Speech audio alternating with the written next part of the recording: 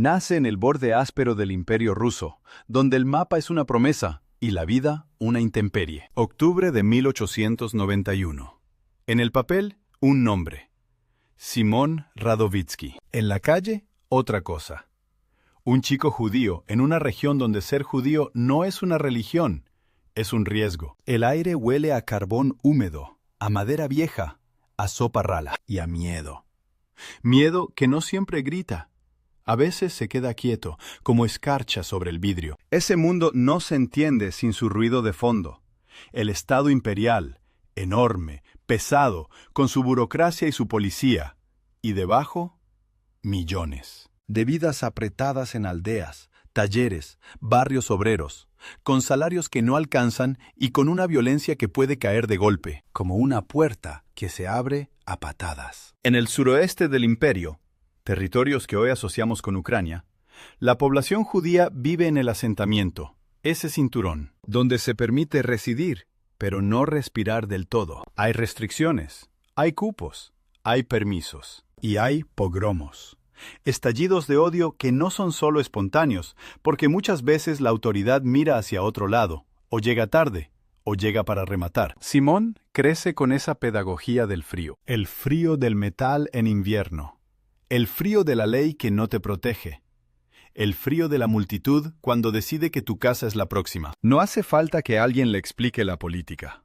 La política se le mete por debajo de la puerta. La familia, como tantas, vive con lo justo. La infancia no es un álbum de fotos. Es una lista de cosas que faltan. Pan, carbón, calzado. Y, sin embargo, también hay otra lista. Palabras que circulan en voz baja. Nombres que se pronuncian con cuidado. Socialistas, anarquistas, bundistas, gente que imprime panfletos, que organiza sindicatos, que discute en patios traseros, que sueña con un mundo sin patrones ni cosacos. A fines del siglo XIX y comienzos del XX, el imperio es una caldera. Industrialización desigual, ciudades que crecen, fábricas que absorben campesinos, jornadas interminables. En los talleres, el tiempo no se mide por horas, se mide por dolor. La espalda, los dedos, los ojos. Los chicos trabajan. Los adolescentes trabajan. Simón entra temprano en ese universo de grasa, limaduras y herramientas. Aprende oficios manuales. Aprende disciplina de taller. Aprende lo que significa que el cuerpo sea una pieza más de la máquina. Y aprende otra cosa, que el patrón no es una persona. Es una función. Hoy es uno, mañana es otro. La explotación no depende del carácter, depende del sistema. En 1905, el imperio tiembla. La guerra con Japón, la derrota, el hambre, la humillación. Y entonces, la revolución. Huelgas, soviets, manifestaciones. El Domingo Sangriento en San Petersburgo abre una herida que no cierra. En las provincias, la represión se mezcla con el caos. Para un joven obrero judío, 1905 no es una fecha de manual.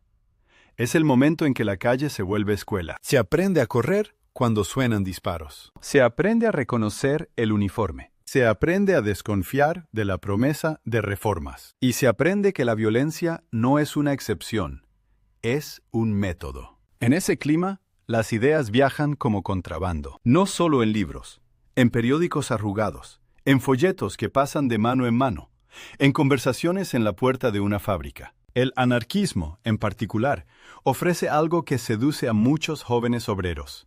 Una moral simple y feroz. No esperar, no pedir permiso, no delegar la justicia en un parlamento que no te ve. La autoridad es el problema, no la solución. Y si el Estado mata, el Estado pierde su derecho a ser obedecido. Simón no nace terrorista, nace pobre, nace vulnerable. Nace en un lugar donde la policía no es un servicio público, es una amenaza. Y cuando un chico crece así, la idea de que la ley es sagrada suena a chiste cruel. La ley es un papel. El palo es real. El frío del palo. El frío del hierro. La adolescencia lo encuentra en movimiento. Como tantos, se desplaza buscando trabajo, buscando aire, buscando una salida. Y en algún punto, la salida tiene un nombre que empieza a sonar en miles de bocas en Europa Oriental. Argentina, un país lejano, al otro lado del océano, que se vende como tierra de pan y trabajo. Los agentes de inmigración, los avisos, las cartas de parientes, las historias exageradas. Allá hay carne, allá hay salarios, allá no hay pogromos. Allá, dicen, uno puede empezar de nuevo. Pero emigrar no es una palabra elegante. Es despedirse sin saber si habrá regreso. Es vender lo poco que se tiene. Es cargar un bolso con ropa y con recuerdos. Es subir a un tren, luego a un barco, y aceptar que el mar te borre el pasado a fuerza de días iguales. En tercera clase, el océano no es romántico. Es hacinamiento, olor a cuerpos, mareo, tos, niños llorando, comida escasa. El metal del barco está frío incluso cuando el sol pega. Y el viaje, largo, te enseña otra forma de disciplina. Aguantar. Llega a Buenos Aires siendo muy joven, todavía adolescente. Buenos Aires, a comienzos del siglo XX, es una ciudad que crece como si la empujaran desde atrás. El puerto es una boca enorme que traga gente. Italianos, españoles, rusos, polacos, judíos de Europa Oriental. Se mezclan idiomas, acentos, gestos. La ciudad suena a martillos, a tranvías, a gritos de estibadores. Huele a río, a cuero, a carbón, a basura. Y también huele a promesa. La promesa de que el trabajo existe, de que el salario llega, de que el futuro se puede fabricar. Pero la promesa tiene letra chica. La vivienda obrera es un mundo aparte. Conventillos, patios compartidos, piezas pequeñas donde duermen familias enteras, paredes finas, que dejan pasar discusiones y llantos. El agua se comparte. El baño se comparte. La intimidad es un lujo. En verano, el calor se pega a la piel. En invierno, la humedad se mete en los huesos. Y aún así, en esos patios se arma una vida. Se cocina, se canta, se discute, se organiza. La política entra por la ventana, como el humo de la cocina. Argentina vive el auge exportador, la riqueza de la carne y el trigo, los barcos que salen cargados hacia Europa. Pero esa riqueza no se reparte con justicia. La cuestión social ya está ahí, aunque todavía no tenga ese nombre en los diarios de la élite. Jornadas de 10, 12 horas. Accidentes laborales. Salarios que se evaporan en alquiler y comida. Y un Estado que, cuando escucha huelga, no piensa en negociación, piensa en orden. Simón se inserta en el mundo del trabajo manual. Talleres, fábricas, oficios donde el cuerpo se gasta rápido. Y en ese mundo encuentra algo que para un inmigrante vale oro. Comunidad. No una comunidad de sangre, sino de clase. Compañeros que comparten el mate, el pan, el cansancio. Y también comparten lecturas. Porque el movimiento obrero en Buenos Aires no es solo protesta, es cultura. Hay bibliotecas obreras, centros, ateneos, periódicos. Se lee en voz alta para el que no sabe leer. Se discute sobre Bakunin, Kropotkin, Malatesta. Se habla de la Comuna de París como si hubiera ocurrido ayer. Se habla de Chicago y de los mártires de Haymarket. Se habla del 1 de mayo como una fecha sagrada, pero no religiosa. Sagrada por la sangre. El anarquismo en Argentina tiene un carácter particular. Es transnacional, multilingüe, impreso. Vive en la prensa, vive en los sindicatos, vive en la calle. Y también vive en la persecución. Porque el Estado argentino, que se piensa moderno y europeo, tiene un reflejo antiguo cuando se trata de disidencia. Vigilar, infiltrar, deportar. La ley de residencia, aprobada en 1902, permite expulsar extranjeros indeseables sin demasiadas garantías. Y indeseable suele significar agitador, sindicalista, anarquista. Para un inmigrante, la política tiene un precio adicional. No solo cárcel, también destierro. Simón, joven, sin redes familiares poderosas, sin apellido influyente, se mueve en ese filo. Trabaja. Aprende, se politiza. Y en esa politización hay algo más que teoría.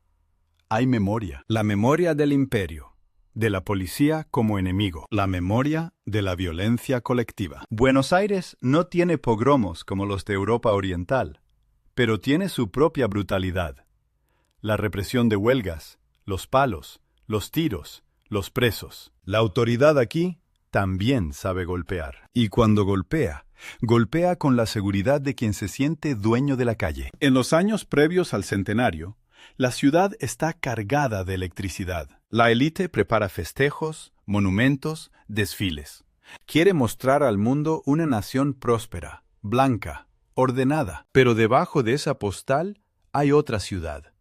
La de los talleres, los frigoríficos, los muelles, los conventillos. Una ciudad que no quiere desfilar, quiere vivir mejor. Y cuando esa ciudad se mueve, el Estado se pone rígido, se pone frío. Simón se acerca a los círculos libertarios. No es un intelectual de café. Es un obrero joven que encuentra en esas ideas una explicación y una brújula. El anarquismo le ofrece una identidad que no depende de la nacionalidad. Para un inmigrante, eso es crucial. No importa si venís del Imperio Ruso, o de Galicia, o de Calabria. Sos trabajador. Y el enemigo no es el extranjero. El enemigo es el patrón, el policía, el juez que protege al patrón, el político que legisla para el patrón. Es una visión del mundo que simplifica, sí, pero también ordena el caos. Y hay otra cosa. El anarquismo de esa época no es solo un programa, es una ética de la acción. La palabra propaganda por el hecho circula como una chispa peligrosa. La idea de que un acto contundente puede despertar conciencias, puede sacudir la apatía, puede vengar a los caídos. No todos los anarquistas la abrazan del mismo modo, pero está en el aire. Y para un joven que ha visto cómo el Estado mata y sigue, la tentación de responder con la misma moneda no es abstracta, es casi lógica. Buenos Aires también es una ciudad de policías, comisarías, patrullas, agentes de civil. El orden público es obsesión. Las manifestaciones obreras son vigiladas como si fueran invasiones. Y en ese clima, los nombres de los jefes policiales se vuelven conocidos, casi como nombres de generales en guerra. La policía no es un servicio, es un actor político. Y el jefe de policía en particular es una figura que encarna esa dureza. Simón, mientras tanto, sigue siendo un chico. Un adolescente que trabaja, que vive en piezas alquiladas, que se mueve por barrios donde la vida es barata y la muerte posible. La ciudad lo forma a golpes de realidad. El idioma se aprende en la calle. Las costumbres se aprenden en el taller. La solidaridad se aprende cuando un compañero se accidenta y se hace una colecta. Y el odio se aprende cuando la policía entra a un local obrero y rompe todo. La prensa obrera es su universidad. Los periódicos anarquistas y sindicales cuentan huelgas, denuncian abusos, publican crónicas de represión, traducen textos europeos, discuten estrategias. En esas páginas se construye un nosotros. Y también se construye un enemigo con rostro. Porque la represión no es anónima. Tiene firmas, tiene órdenes, tiene responsables. La violencia estatal se personaliza. Y cuando se personaliza, se vuelve más fácil imaginar la venganza. En esos años, el movimiento obrero argentino vive una tensión constante entre organización y persecución. La FORA, la Federación Obrera Regional Argentina, es un actor central, con fuerte influencia anarquista en ciertos periodos. Hay huelgas generales, hay paros, hay boicots, hay debates internos, sindicalismo puro, anarquismo, socialismo parlamentario. Pero en la calle, cuando llega la policía, esas diferencias se achican. El palo no distingue matices. Simón se mueve en ese ambiente como pez en agua helada, porque el agua es hostil, pero es el único medio. Y el frío vuelve a aparecer. El frío de las madrugadas de trabajo, el frío de las herramientas, el frío de la mirada policial. Un frío que no solo está afuera, se va metiendo adentro. Endurece. Vuelve más fácil tomar decisiones extremas. La Argentina del Centenario se prepara para mostrarse al mundo como una nación adulta. Y sin embargo, trata a una parte enorme de su población como si fuera un problema a contener. Los inmigrantes son necesarios para trabajar, pero sospechosos para pensar. Se los quiere productivos, no políticos. Se los quiere callados. Y cuando hablan, cuando marchan, cuando paran, se activa el reflejo, expulsión, cárcel, represión. Simón, nacido bajo un imperio que lo marcó como diferente, llega a una república que lo marca como peligroso. No por lo que hizo todavía, sino por lo que podría hacer, por las ideas que podría tener, por los compañeros con los que se junta, por los periódicos que lee, por el simple hecho de no aceptar el lugar asignado. En los talleres y en los centros obreros se habla de mártires, se habla de compañeros muertos en huelgas, se habla de presos, se habla de deportados, y esas historias no son cuentos lejanos, son noticias de ayer. La represión no es un capítulo cerrado, es una rutina, y cada rutina, con el tiempo, genera su propia respuesta. Algunos se cansan y se van, otros se adaptan, otros se radicalizan. Simón pertenece a esa generación joven que no tiene paciencia, no porque sea irracional, sino porque el tiempo, para un obrero adolescente, es un recurso escaso. La vida se gasta rápido. La injusticia no espera. Y la política, en ese contexto, no es un debate académico. Es una cuestión de supervivencia y dignidad. Hay un detalle que suele perderse cuando se cuenta su historia como si fuera una línea recta hacia la bomba. La vida cotidiana, el trabajo repetitivo, el alquiler que vence, el hambre que aparece a fin de mes, la ropa remendada, el mate compartido, las caminatas largas porque el tranvía cuesta, la ciudad vista desde abajo, desde la vereda, desde el taller. Esa vida cotidiana es el combustible silencioso. No hace ruido, pero empuja. Y también empuja la memoria de Europa. Porque los inmigrantes traen consigo no solo manos, traen historias de represión, de huelgas, de cárceles, de exilios. Buenos Aires se convierte en un nodo de una red global de ideas y resentimientos. Un panfleto impreso en Barcelona puede leerse en La Boca. Una noticia de una huelga en París puede discutirse en un conventillo. Un texto ruso puede circular traducido. El anarquismo es, en ese sentido, una patria portátil. Simón se hace parte de esa patria. Y esa patria tiene símbolos. La bandera negra, los mártires, el 1 de mayo. Tiene rituales, reuniones, colectas, solidaridad con presos. Tiene también un lenguaje. Compañero, explotación, burguesía, Estado. Palabras que ordenan el mundo y lo vuelven legible. Para alguien que ha vivido entre dos continentes y varias identidades impuestas, ese lenguaje es un hogar. Pero el hogar también puede ser una trampa. Porque cuando el mundo se vuelve demasiado legible, cuando todo encaja en una explicación total, la tentación de actuar con una certeza absoluta crece. Y la certeza absoluta es peligrosa. No deja espacio para la duda, para el matiz, para la espera. La certeza absoluta es fría, como el hierro. En Buenos Aires, la tensión social se acumula. Huelgas en distintos sectores, conflictos por salarios, por condiciones de trabajo. La policía interviene. Los diarios de la élite hablan de agitadores, de elementos extranjeros, de anarquistas. Se construye un clima de amenaza. Y cuando una sociedad se convence de que está amenazada, acepta cosas que en tiempos tranquilos rechazaría. Más vigilancia, más violencia, menos derechos. Simón observa todo eso desde el lugar más vulnerable, el del inmigrante joven, sin ciudadanía fuerte, sin protección, y sin embargo, también desde un lugar de potencia, el de alguien que no tiene demasiado que perder. Esa combinación, vulnerabilidad y potencia, es explosiva, porque el miedo puede paralizar, sí, pero también puede empujar a atacar primero. En los cafés obreros, en los centros, en las esquinas, se habla de la policía como de un ejército de ocupación. Se cuentan historias de golpes en comisarías, de detenciones arbitrarias, de infiltrados. Se aprende a desconfiar. Se aprende a hablar en clave. Se aprende a mirar 2 veces antes de entrar a una reunión. La clandestinidad no siempre es una elección romántica. A veces es una necesidad práctica. Simón se forma en esa práctica. Aprende a moverse sin llamar la atención. Aprende a escuchar.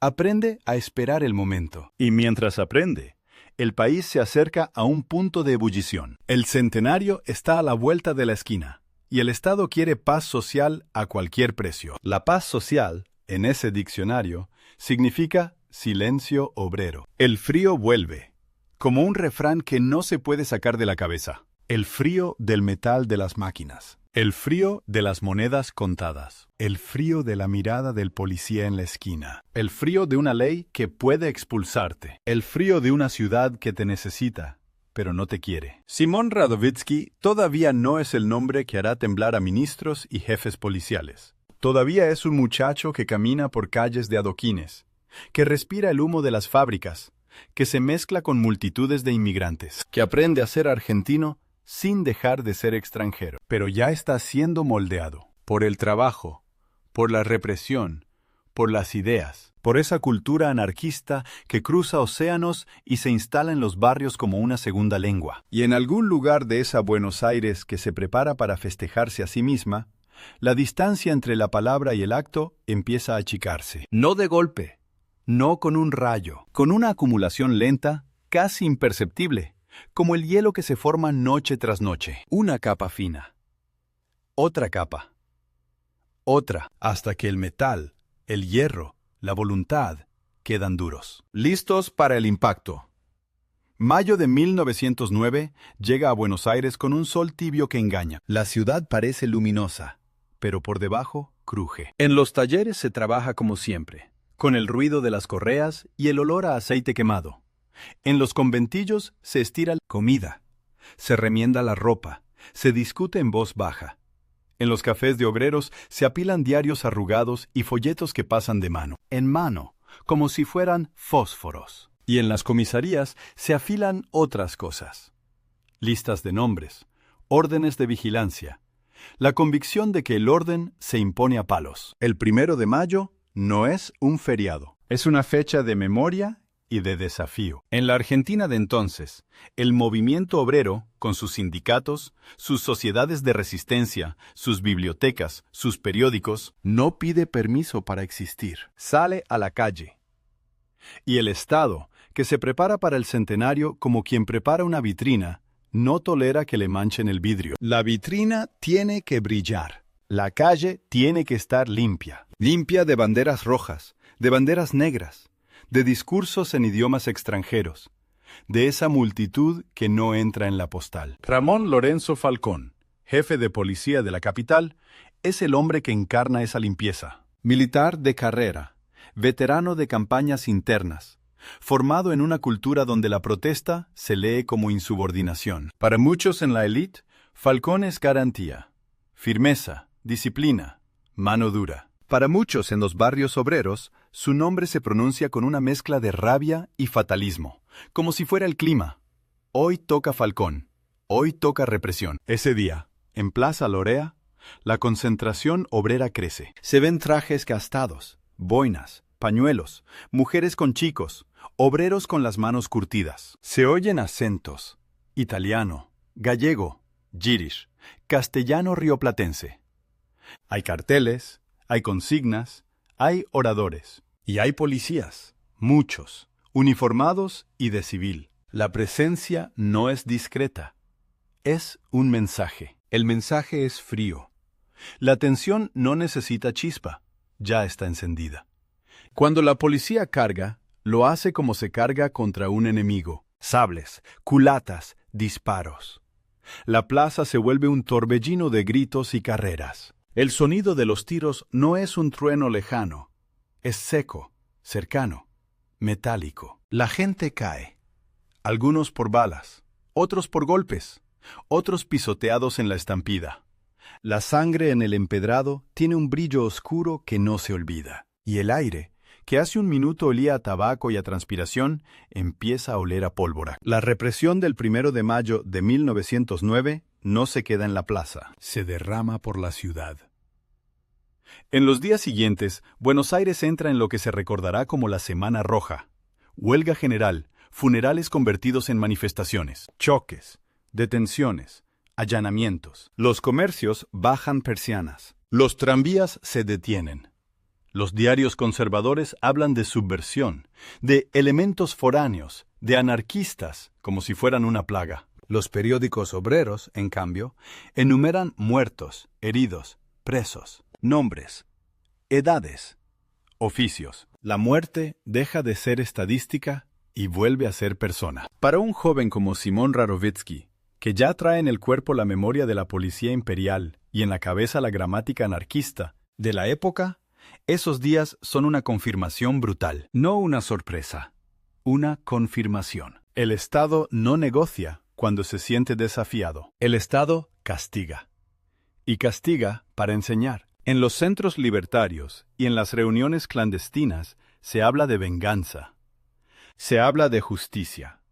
Se habla de responsables. Porque la represión tiene rostro, tiene firma, tiene mando. Y el mando, en Buenos Aires, se llama Falcón. No es el único, pero es el símbolo. El símbolo de la porra. El símbolo del sable. El símbolo de la bala disparada contra una multitud. La ciudad, mientras tanto, sigue funcionando a medias, como un animal herido que no puede detenerse. Los frigoríficos necesitan faenar. El puerto necesita cargar. Los patrones necesitan que la rueda gire. Y la policía necesita que la rueda gire sin ruido, sin huelgas, sin discursos, sin banderas. El conflicto se vuelve una cuerda tirante. De un lado, la necesidad de sobrevivir. Del otro, la necesidad de no arrodillarse. En ese clima, la idea de propaganda por el hecho deja de ser una frase de folleto y se vuelve una posibilidad concreta. No todos la comparten. Hay quienes creen en la organización sindical, en la huelga, en la educación. Hay quienes desconfían del atentado individual porque temen, con razón, que el Estado use la violencia como excusa para aplastar a todos. Pero también hay quienes sienten que la sangre derramada exige una respuesta inmediata, visible, que rompa la sensación de impunidad. Simón tiene 17, 18 años. Es un obrero joven, inmigrante, sin apellido que lo proteja, sin ciudadanía que lo ampare. Vive en una ciudad donde la ley de residencia puede convertirte en expulsado con un trámite, donde la comisaría puede ser un agujero sin testigos. Y sin embargo, en esa precariedad hay una forma de libertad oscura. No hay carrera que perder, no hay propiedad que defender. No, hay futuro garantizado que cuidar. Hay, en cambio, una certeza endurecida por el frío. Si el Estado mata, el Estado puede ser golpeado. La decisión de atentar no nace en un vacío. Nace en una red de conversaciones, lecturas, indignación, duelo. Nace en la experiencia de ver funerales obreros vigilados por policías armados. Nace en el rumor de las torturas en comisarías, en los relatos de compañeros golpeados, en la sensación de que la vida obrera vale poco para quienes mandan. Y nace también en una cultura política transnacional, donde los atentados contra figuras del poder ya forman parte del repertorio. Europa está llena de nombres, de bombas, de ejecuciones, de mártires. Buenos Aires no es una isla, es un puerto. Y por el puerto entran mercancías, personas e ideas. El metal vuelve a aparecer. El metal de las herramientas del taller, el metal de los tranvías, el metal de las armas policiales y el metal de una bomba.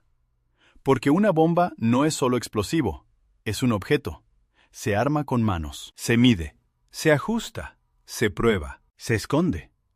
Tiene peso, tiene temperatura. En invierno o en una madrugada húmeda, el metal se siente helado, como si ya estuviera anticipando el destino. Radovítsky consigue materiales, aprende, prepara. En el mundo anarquista de entonces circulan manuales, recetas, experiencias. No es magia. Es técnica. Y la técnica, en manos de un obrero, tiene algo inquietante para el poder. El obrero sabe trabajar con precisión, sabe medir, sabe cortar, sabe ensamblar. La misma habilidad que sirve para fabricar piezas, sirve para fabricar un artefacto mortal. Noviembre de 1909. Buenos Aires está en esa época del año en que el calor empieza a apretar, pero todavía hay días con viento fresco del río. La ciudad se mueve con su ritmo habitual. Tranvías, carruajes, gente apurada, vendedores, policías en las esquinas. Y en ese movimiento, un hombre importante se desplaza con cierta rutina. Ramón Falcón. No es un funcionario escondido. Es un jefe policial que se muestra, que circula, que inspecciona. La autoridad, para ser temida, también necesita ser vista. El 14 de noviembre, Falcón asiste al cementerio de la Recoleta. Se realiza el sepelio de un funcionario policial, y el jefe de policía está allí, como corresponde a la liturgia del cuerpo armado. Hay uniformes, hay solemnidad, hay carruajes. La Recoleta, con sus mausoleos y su mármol, es el escenario perfecto para la idea de orden. La ciudad de los vivos y la ciudad de los muertos bajo control. A la salida, el carruaje de Falcón avanza. A su lado va su secretario, Juan Alberto Lartigao. El trayecto es previsible, y en la previsibilidad se abre una rendija. Radovítsky espera, no con una multitud, no con un ejército, solo. Un adolescente con una bomba. El momento del lanzamiento es rápido, casi mecánico. Un gesto, un objeto que vuela, un segundo suspendido. Y luego, el estallido. La explosión rompe el aire como si lo rasgara. El sonido no es solo ruido, es presión, es golpe en el pecho, es vidrio que tiembla, es gente que se agacha sin entender. El carruaje se convierte en un caos de madera astillada, metal retorcido, caballos desbocados. Falcón queda gravemente herido. Lartigó también. La escena, en un instante, deja de ser ceremonia y se vuelve guerra. Falcón morirá poco después, a causa de las heridas. Lartigao también. Y con esas muertes, el Estado argentino recibe un golpe que no es solo físico, es simbólico. El jefe de policía, el hombre de la represión del 1 de mayo, cae por una bomba lanzada por un joven inmigrante. La noticia corre como fuego. Los diarios la imprimen con letras enormes. En los cafés se comenta con horror o con satisfacción, según el lado de la mesa. En las comisarías se multiplican las órdenes. En los barrios obreros se mezcla el miedo con una especie de orgullo clandestino. Y en el gobierno se instala una certeza. Esto no puede quedar así. Radovítsky intenta huir. Corre. Se mezcla. Pero la ciudad, cuando quiere, es una trampa. Hay persecución. Hay gritos. Hay policías que se lanzan como perros entrenados. Lo alcanzan. Lo golpean. Lo reducen. Y en ese momento, el cuerpo del adolescente se convierte en campo de batalla. Puños, culatas, patadas. La captura no es limpia. Es un castigo inmediato, casi ritual. El Estado, herido, necesita descargar su furia sobre el cuerpo que tiene a mano. Lo llevan detenido. Lo interrogan. Lo presionan. En esa época, la frontera entre interrogatorio y tortura es borrosa, y muchas veces ni siquiera se intenta disimular. La policía quiere nombres, quiere cómplices, quiere una organización detrás, una conspiración grande, algo que justifique una represión grande. Porque si fue un solo muchacho, entonces el golpe es todavía más humillante. Significa que el aparato del orden puede ser vulnerado por alguien sin rango, sin uniforme, sin poder. Radovítsky, según los relatos de la época, no entrega una lista que satisfaga a sus captores. Su figura empieza a tomar forma en negativo. El joven obstinado, el anarquista que asume el acto, el inmigrante que no se quiebra como esperan. Y esa obstinación, real o construida por la prensa, alimenta el mito desde el primer día. El juicio se convierte en un espectáculo, no solo jurídico, político. En la sala, el Estado se sienta a juzgar no solo a un acusado, sino a una idea. Afuera, la ciudad mira. Los diarios conservadores piden mano dura. Los sectores obreros siguen el proceso con atención febril. La palabra anarquista se repite como una maldición o como una bandera, según quien la pronuncie. Hay un dato que pesa como plomo. La edad. Radovítsky es menor. Y en el derecho de entonces, eso importa. No lo salva de la condena, pero cambia su forma. La pena de muerte, que muchos reclaman con sed de escarmiento, choca con la condición de menor. El Estado quiere un castigo ejemplar, pero también quiere presentarse como Estado de Derecho, como república civilizada en vísperas del centenario. Esa contradicción se resuelve con una solución que parece legal y al mismo tiempo brutal. Condena a reclusión por tiempo indeterminado. Una condena que suena técnica, pero que en la práctica puede ser una vida entera. Y hay otro elemento, el destino. Porque no se trata solo de encerrar, se trata de aislar, de borrar, de enfriar. El presidio de Ushuaia, en Tierra del Fuego, ya existe como idea y como amenaza. No es una cárcel cualquiera, es un dispositivo geográfico, un castigo que usa el mapa como herramienta. Mandar a alguien a Ushuaia es sacarlo del mundo, llevarlo al borde, a un lugar donde el invierno no es estación, sino condición, donde el viento corta la cara, donde el mar parece de acero. Es el frío convertido en política penitenciaria. Pero antes de Ushuaia está la maquinaria inmediata, la reacción del Estado en Buenos Aires. Tras el atentado, la represión se intensifica. Allanamientos en locales obreros, clausuras de periódicos, detenciones masivas. La ley de residencia vuelve a ser arma. Expulsar extranjeros, vaciar organizaciones, sembrar miedo. La ciudad se llena de rumores, que vienen más atentados, que hay listas negras, que la policía tiene infiltrados en todas partes. Y en ese clima, cualquier obrero con acento extranjero puede ser sospechoso. Cualquier reunión puede ser conspiración. Cualquier folleto puede ser prueba. El funeral de Falcón se convierte en una demostración de fuerza. El Estado se muestra. Uniformes, autoridades, discursos. Se construye un mártir del orden. La prensa lo eleva. Se habla de sacrificio, de patria, de civilización atacada por la barbarie. Y del otro lado, en los círculos libertarios, se construye otra narrativa. Falcón como verdugo, como responsable directo de muertos. Obreros, como símbolo de la violencia estatal. Dos funerales, en el fondo. Dos memorias enfrentadas. Dos ciudades superpuestas. Radovítsky, encerrado, se vuelve un nombre que circula. En los barrios obreros se lo menciona con cuidado, como si el nombre pudiera atraer a la policía. En los periódicos anarquistas se lo defiende, se lo explica, se lo convierte en emblema. En los diarios de la élite se lo demoniza, se lo presenta como prueba de que la inmigración trae veneno, de que las ideas extranjeras corrompen la república. Y en esa batalla de papel, el adolescente deja de ser solo persona. Se vuelve símbolo. Para unos, el monstruo. Para otros, el vengador. El proceso judicial, con sus formalidades, no borra la sensación de que el castigo ya está decidido desde el primer golpe en la calle. La justicia, en esos casos, suele funcionar como confirmación. Y la confirmación llega. Culpable. Reclusión por tiempo indeterminado. El Estado no lo mata, pero lo envía a un lugar donde el tiempo se vuelve castigo. Donde cada día es igual. Donde el frío no es metáfora, es temperatura real. La decisión de mandarlo al presidio del fin del mundo también tiene un mensaje para los demás. No solo para él, para los que piensan en imitarlo, para los que lo celebran, para los que dudan. El mensaje es simple.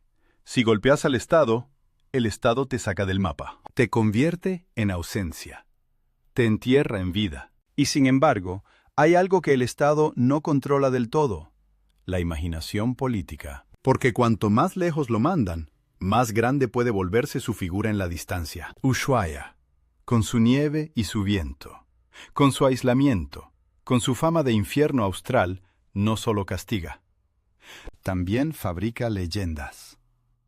El frío conserva cuerpos, conserva rencores, conserva nombres. En Buenos Aires, mientras se organiza el traslado, la ciudad sigue vibrando con esa mezcla de modernidad y violencia. Los tranvías vuelven a circular. Los comercios reabren. Los patrones exigen normalidad. Pero la normalidad ya no es la misma. Hay un antes y un después.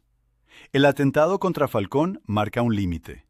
Demuestra que la confrontación puede escalar hasta el asesinato político. Y al mismo tiempo, le da al Estado la excusa perfecta para endurecerse aún más. La paradoja se instala como una sombra. Un acto pensado como venganza por la represión termina alimentando una represión mayor. Los obreros que no tiraron bombas igual reciben palos. Los periódicos que no llamaron al atentado igual son clausurados. Los inmigrantes que solo querían trabajar igual son expulsados. La bomba estalla una vez, pero su onda expansiva se queda años. Radovítsky, en su celda, se enfrenta a otra clase de tiempo. El tiempo del encierro previo al traslado. El tiempo de los trámites. El tiempo de la espera. La espera también es un castigo. No saber cuándo. No saber cómo. No saber qué viene. Y en esa espera, el cuerpo recuerda el metal. Las esposas, los cerrojos, las rejas. El hierro como paisaje. Cuando finalmente lo embarcan hacia el sur, el viaje es una extensión del castigo. No es un traslado cómodo, es un descenso por la geografía argentina hacia un territorio que, para la mayoría de los porteños, es casi un mito. Tren, barco, escalas, frío creciente. El aire cambia. La luz cambia. El viento se vuelve más duro. Y el metal, otra vez, se siente distinto, más helado, más definitivo. Detrás queda Buenos Aires, con su puerto y su humo, con sus conventillos y sus avenidas, con su policía y sus huelgas. Queda la ciudad donde un adolescente inmigrante se convirtió, en cuestión de segundos, en el enemigo público número 1. Queda también la ciudad donde, en patios compartidos y talleres ruidosos, algunos lo nombran como si fuera un hermano. Y por delante se abre Ushuaia, que no necesita presentaciones. Basta con decir el presidio del fin del mundo para que el cuerpo entienda. El Estado cree que lo está apagando, que lo está enfriando hasta la desaparición. Pero el frío, a veces, no apaga. Endurece, conserva. Y en esa dureza empieza otra historia. La del hombre que, encerrado en el extremo austral, va a pasar años peleando no solo contra las rejas y guardias, sino contra el tiempo mismo, ese enemigo silencioso que no se puede golpear con una bomba. El barco baja por la costa como si se deslizara hacia otra época. A medida que el mapa se estira hacia el sur, el aire se vuelve más áspero, más limpio y más hostil. El viento deja de ser una brisa y empieza a ser una fuerza que empuja, que muerde, que se mete por las costuras de la ropa. El metal de las esposas, pegado a la piel, ya no es solo una incomodidad, es una temperatura, un recordatorio. El hierro no perdona. Ushuaia aparece al final de ese viaje como una línea baja entre montañas oscuras y agua fría. No es una ciudad en el sentido porteño de la palabra. Es un asentamiento, un borde, un lugar donde el Estado decide que el mundo termina. El canal Beagle, gris y pesado, parece hecho de plomo líquido. Las laderas están peladas o cubiertas de nieve según el mes, y el cielo cambia de humor en minutos. Un claro breve, una nube que cae. Una llovizna que se vuelve granizo. La luz es distinta, más oblicua, más corta, como si el día también estuviera preso. El presidio no necesita grandilocuencia para imponer respeto. Es un edificio pensado para durar y para cansar. Paredes gruesas, pasillos largos, puertas que cierran con un golpe seco que se te queda en el pecho. Rejas, candados, llaves. El sonido de las llaves es un idioma propio. Tintineo, giro, chasquido. Y después, silencio. Un silencio que no es paz, sino control. A Radowitzki lo reciben como se recibe a un símbolo peligroso. No como a un ladrón común, no como a un borracho de comisaría, sino como a alguien que desde una celda todavía puede encender cosas. El Estado lo mandó al fin del mundo para apagarlo, pero también lo mandó para exhibirlo ante los demás presos. Miren lo que pasa cuando se toca a un hombre del orden. Y, al mismo tiempo, para que en Buenos Aires se entienda que la distancia es parte de la pena. No solo te quitan la calle, te quitan el clima, te quitan el idioma de la ciudad, te quitan la posibilidad de que alguien pase por la puerta y te grite tu nombre. El régimen del presidio fueguino está hecho de rutina y de desgaste. Levantarse temprano, formaciones, conteos, trabajo. Trabajo como castigo y como economía. El presidio no es solo un lugar de encierro, es una máquina que produce. Produce madera, cortada en bosques helados. Produce ladrillos. Produce arreglos.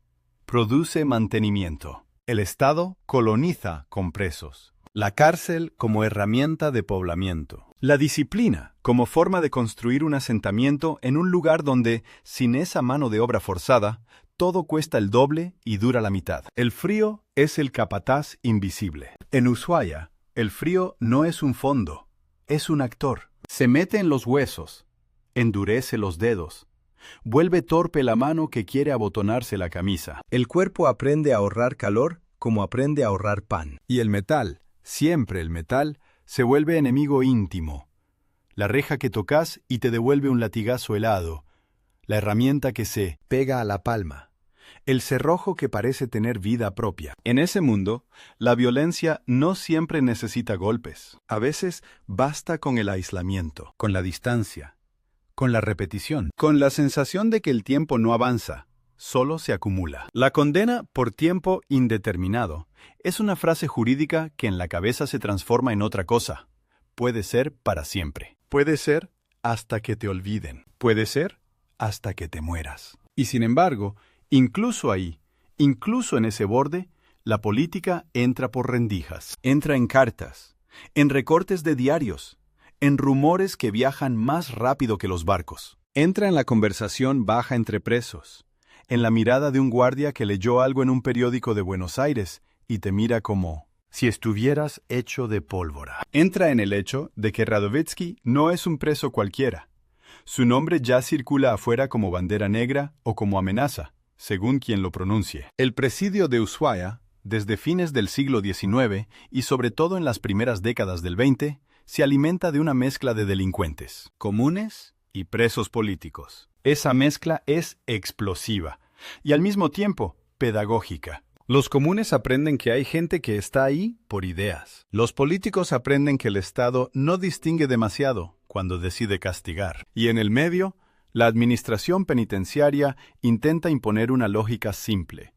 Acá no hay causas, hay órdenes. Acá no hay discursos, hay trabajo. Acá no hay historia, hay expediente. Pero la historia se cuela igual. Radovétsky llega con una biografía que ya fue triturada por la prensa. El inmigrante, el anarquista, el asesino del jefe de policía. Para algunos presos es un héroe. Para otros, un loco que arruinó la vida de muchos porque le dio al Estado excusa para apretar. Esa ambivalencia lo acompaña como una sombra. No hay unanimidad en el mito cuando el mito respira al lado tuyo, cuando ronca, cuando tiembla de frío, cuando se enferma. La vida carcelaria en Ushuaia tiene una dimensión física brutal. La humedad constante, el viento que se cuela, las enfermedades respiratorias, la mala alimentación, el desgaste de jornadas largas. El cuerpo se vuelve un campo de batalla lento. No hay explosión, hay erosión. Y el Estado sabe que esa erosión es eficaz. No produce mártires inmediatos, produce hombres gastados. Aún así, Radovétsky no se deja convertir en un objeto pasivo. Aprende el presidio como se aprende un oficio. Observando, midiendo, entendiendo horarios, rutinas, puntos ciegos. El mismo tipo de mente que armó un artefacto con precisión puede mirar una puerta y pensar en su cerradura. Puede mirar un guardia y pensar en su costumbre. Puede mirar un pasillo y pensar en su sombra. La cárcel, para un preso que no se resigna, es un plano frío. En esos años, afuera, el movimiento obrero y las redes libertarias no lo olvidan. Su nombre aparece en campañas, en colectas, en artículos, en actos. La figura del preso político funciona como un espejo. El Estado se presenta como civilizado, pero mantiene un presidio en el fin del mundo. Se presenta como republicano, pero encierra por tiempo indeterminado a un joven por un acto que, para muchos trabajadores, fue respuesta a una masacre. La campaña por Radovétsky se vuelve también campaña contra el régimen penitenciario, contra la represión, contra la idea de que castigo puede ser geográfico. Las cartas son un hilo frágil, censurado, interrumpido, pero hilo al fin. En una cárcel así, una carta no es solo papel, es temperatura humana. Es saber que alguien, a miles de kilómetros, pronuncia tu nombre sin miedo. Es saber que el mundo no se cerró del todo. Y por eso mismo, el Estado controla ese hilo. Lo corta cuando quiere. Lo deja pasar cuando conviene. La censura no es un detalle administrativo. Es una forma de aislamiento. En Ushuaia, el castigo también se administra con pequeñas decisiones. ¿A quién se le permite leer? ¿A quién se le permite escribir? ¿A quién se le permite recibir visitas cuando hay visitas? ¿A quién se le asigna el trabajo más duro? ¿A quién se lo manda a una celda más fría? La arbitrariedad es parte del sistema, porque la arbitrariedad enseña obediencia. Si todo depende del humor del guardia o del director, el preso aprende a caminar con cuidado, o aprende a romperse. Radovítsky, por su perfil, no es fácil de domesticar. Y eso tiene precio. El presidio responde con vigilancia, con sanciones, con aislamiento. El aislamiento en un lugar ya aislado es una crueldad particular. Es como encerrar a alguien dentro de un encierro. Reducir el mundo a 4 paredes donde el frío se siente más porque no hay movimiento, donde el silencio se vuelve un ruido constante. Pero el presidio también tiene grietas. Siempre las tiene. Ningún sistema de control es perfecto, menos en un lugar donde el clima rompe cosas, donde la madera se hincha, donde el hierro se oxida, donde la logística depende de barcos y de temporadas. La administración necesita que el presidio funcione.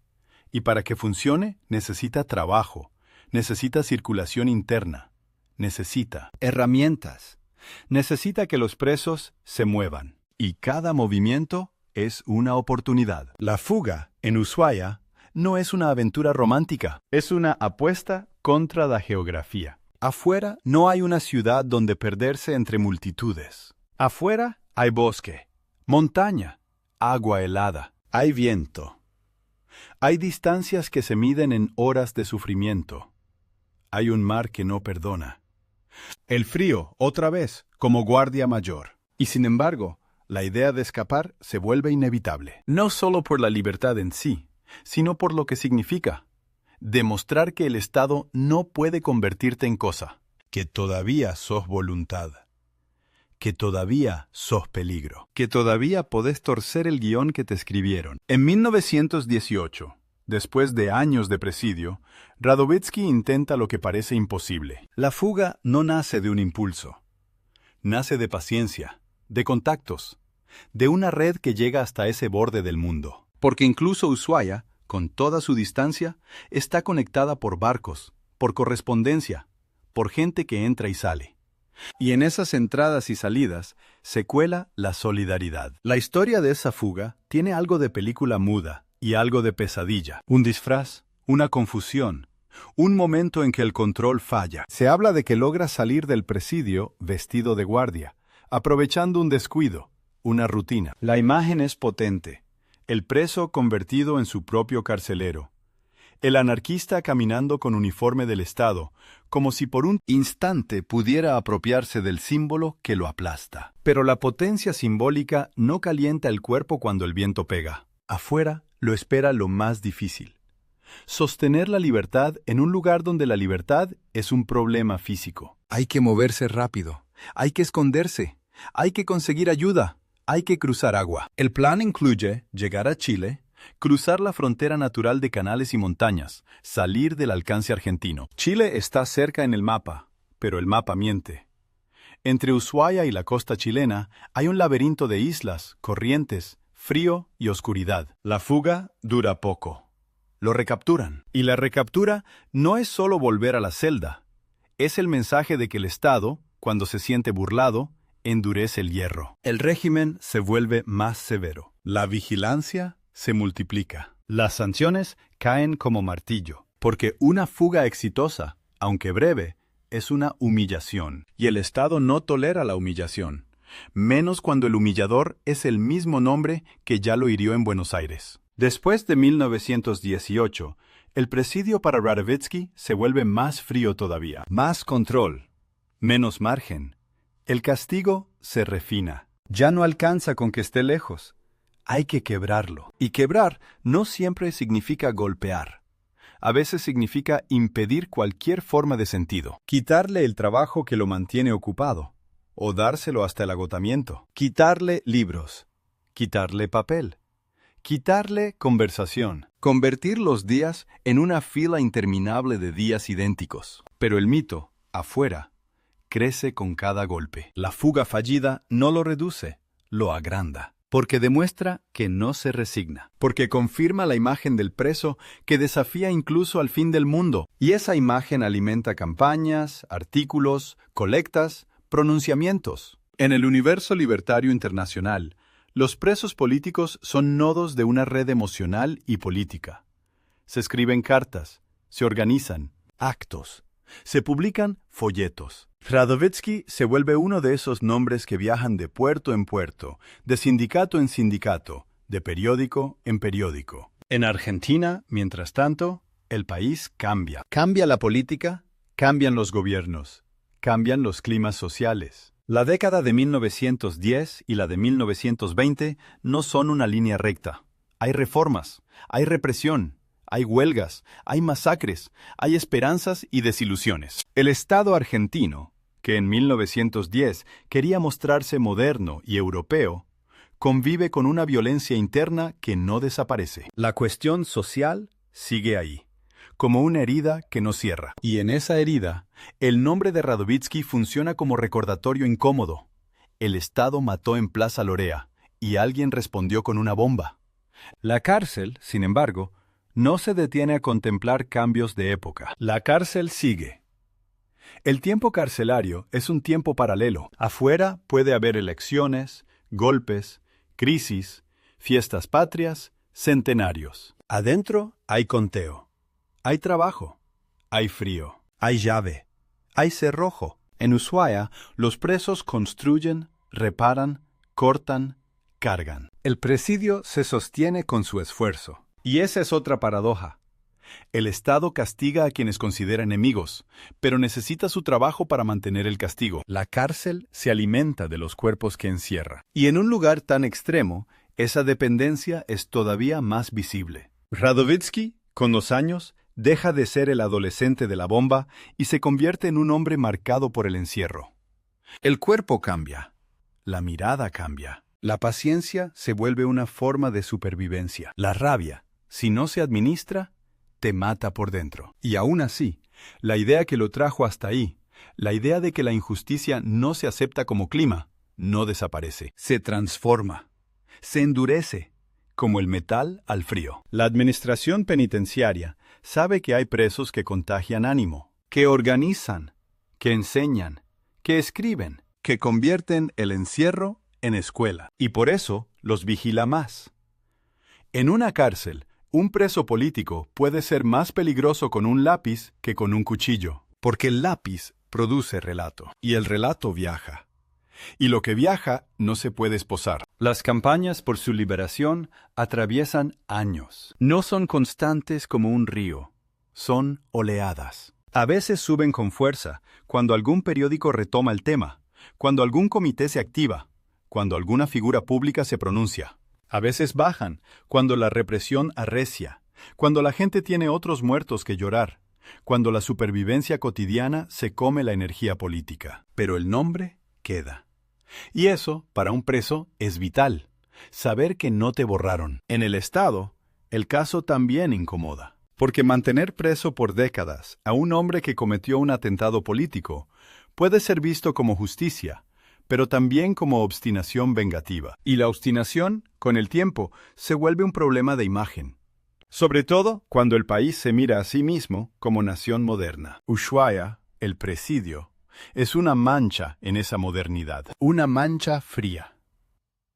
A fines de los años 20, el clima político argentino se enrarece. Hay tensiones, hay crisis, hay desgaste. Y en 1930 llega el golpe de Estado que derroca a Hipólito Yrigoyen. El país entra en otra etapa, con otra lógica de poder. Pero antes de que ese golpe termine de reordenar todo, ocurre algo que parece imposible después de tantos años de hierro: el indulto. El indulto de Yrigoyen a Radovítsky en 1930 no es un gesto simple ni puro. Es política, es cálculo. Es también, para algunos, un intento de cerrar una herida vieja. Para otros, una provocación. Para otros, una concesión tardía a campañas que no se apagaron. El indulto no significa reconciliación, significa salida. Pero la salida viene con condición: expulsión del país. Ahí aparece otra forma de castigo. Te saco de la cárcel, pero no te devuelvo a la calle donde viviste, a los barrios donde te conocieron, a los compañeros que te sostuvieron con cartas y colectas. Te devuelvo al mundo, sí, pero te quito el suelo. Te convierto en extranjero otra vez. Te empujo a la intemperie.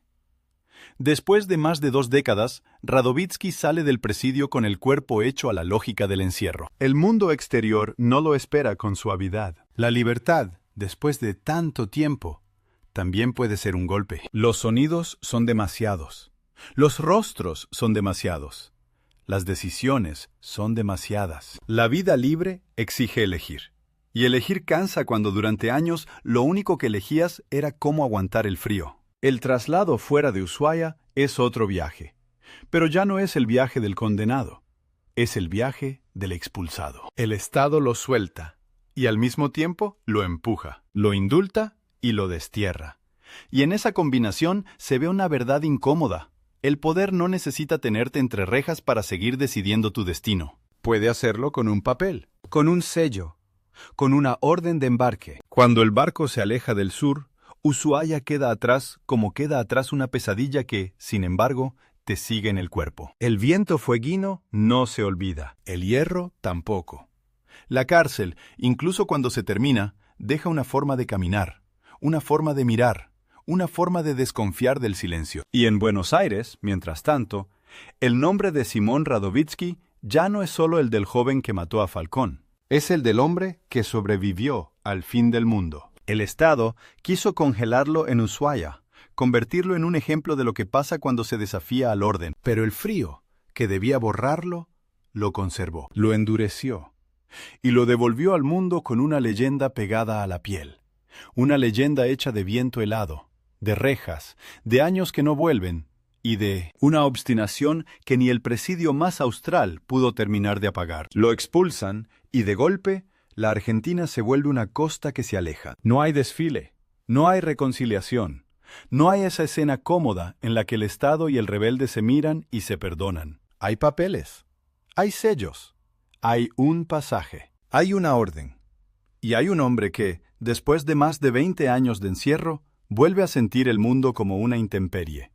Demasiado aire, demasiada luz, demasiadas voces. El frío no se queda en Ushuaia. Viaja con él, en la memoria del cuerpo, en los dedos que aprendieron a no desperdiciar calor, en la espalda que se acostumbró a dormir tensa, como si todavía hubiera que estar listo para el golpe de una puerta de hierro. El metal de las rejas se transforma en otro metal, el de la baranda del barco, el de una taza de estaño, el de una moneda que pasa de mano en mano. Todo metal, para quien vivió tanto tiempo entre cerrojos, tiene un sonido particular. Un eco.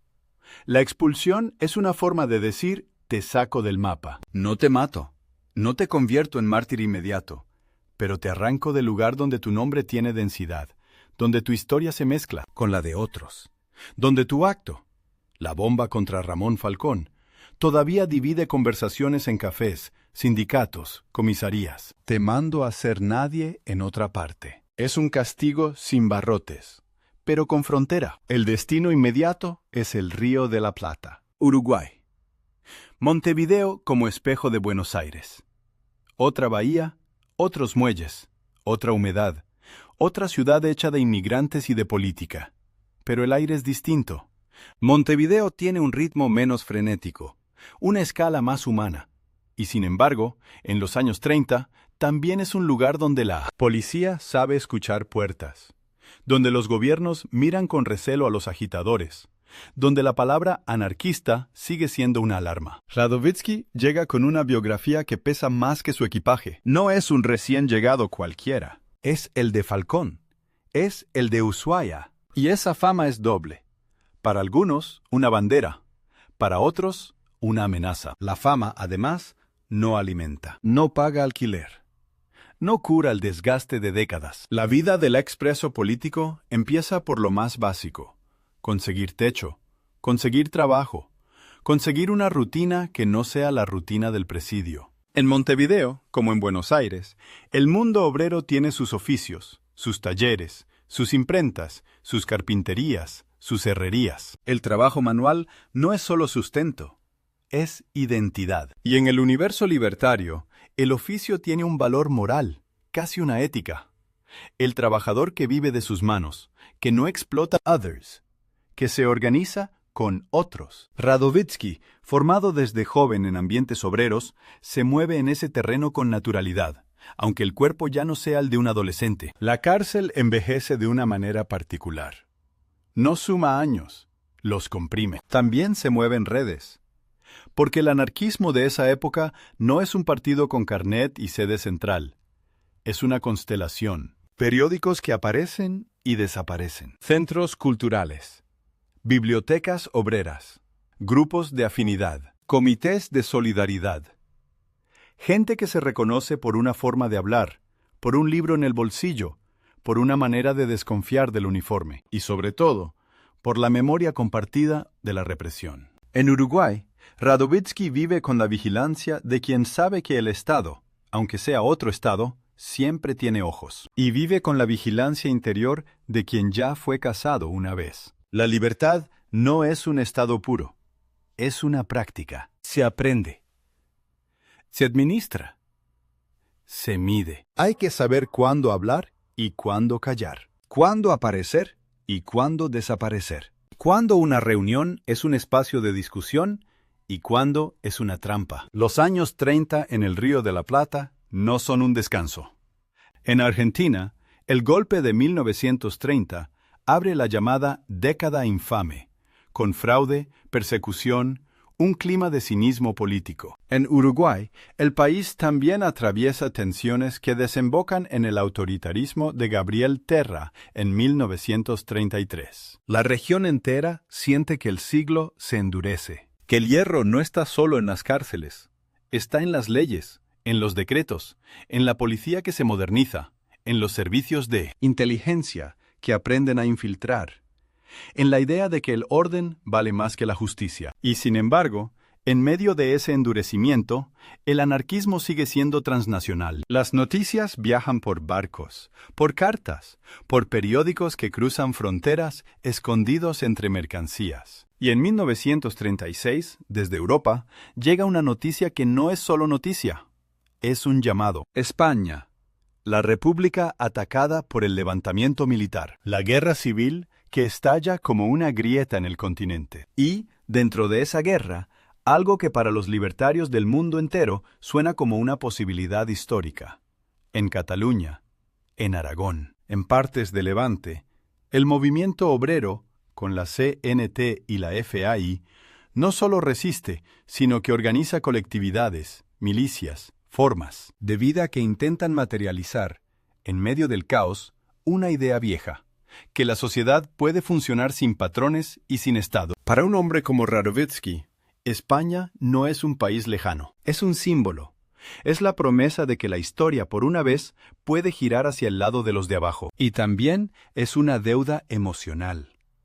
Tantos años de campañas, de solidaridad, de nombres que lo sostuvieron desde afuera, ahora se convierten en una obligación íntima. No se trata de romanticismo, se trata de pertenencia, de estar donde se decide algo grande. Viajar a España en 1936 no es tomar un vuelo, es cruzar un océano en un mundo que ya huele a guerra mundial. Es moverse con papeles inciertos, con identidades a veces borrosas, con el riesgo de quedar varado en un puerto. Es llegar a una Europa donde los fascismos crecen, donde las fronteras se vuelven más duras, donde la política se vive como una cuestión de vida o muerte.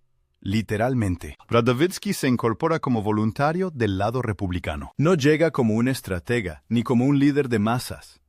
Llega como un militante con experiencia de clandestinidad, con disciplina de supervivencia, con una biografía que ya es, en sí misma, un relato de guerra contra el Estado. En España, la guerra no es una metáfora. Es barro, es pólvora, es hambre, es hospitales improvisados, es trenes cargados de heridos, es ciudades bombardeadas, es columnas de milicianos con fusiles desparejos.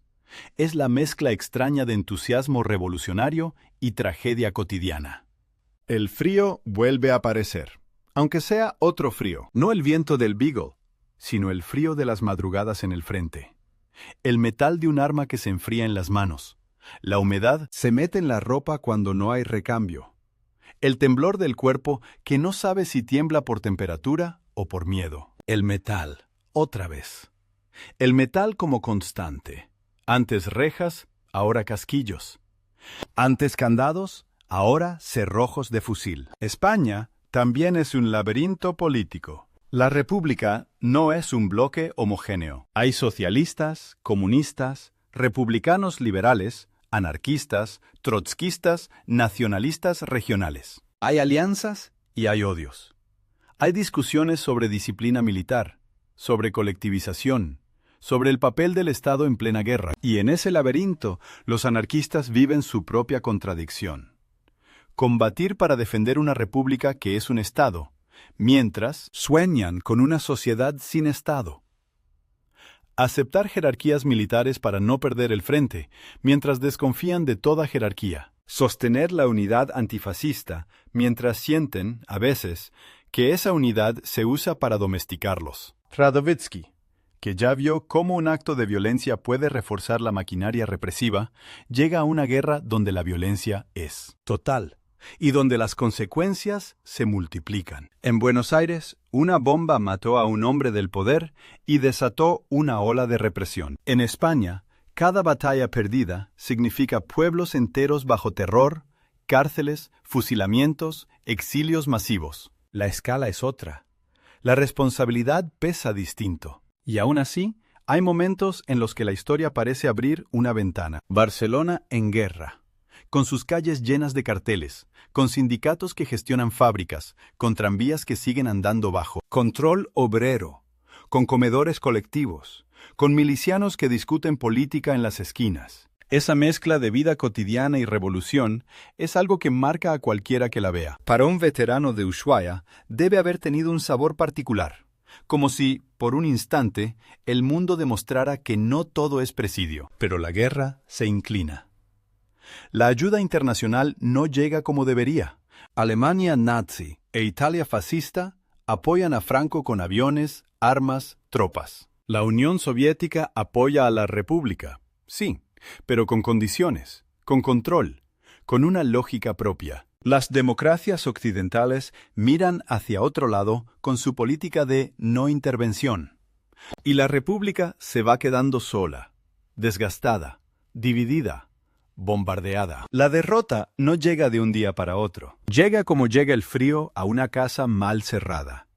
Primero una corriente leve, después un temblor, después la certeza de que no hay manta suficiente. Caen frentes, caen ciudades, se evacúan niños, se queman archivos, se destruyen imprentas para que no caigan en manos enemigas. La gente huye con lo puesto. Y los voluntarios extranjeros, como Radovítsky, quedan atrapados en esa marea humana que se dirige hacia la frontera francesa. El exilio, para él, no es novedad.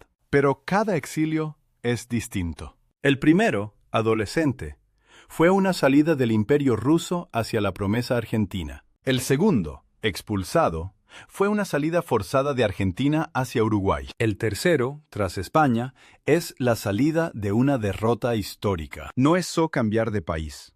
Es ver cómo se apaga una esperanza colectiva. Francia recibe a los refugiados republicanos en condiciones durísimas. Campos de internamiento improvisados, playas cercadas, alambre, vigilancia. Otra vez el hierro.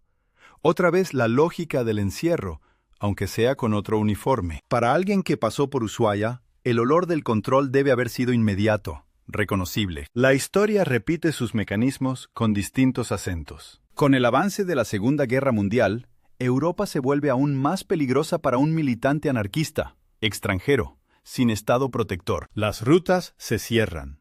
Los papeles se vuelven cuestión de vida o muerte. Y entonces aparece México como uno de los pocos lugares que, en esos años, abre puertas a exiliados republicanos y a perseguidos políticos. México, con su propia revolución reciente en la memoria, con un Estado que busca proyectar una imagen de asilo, se convierte en puerto. Final para muchos derrotados de Europa. Radovítsky llega a México ya mayor. No llega a empezar una vida.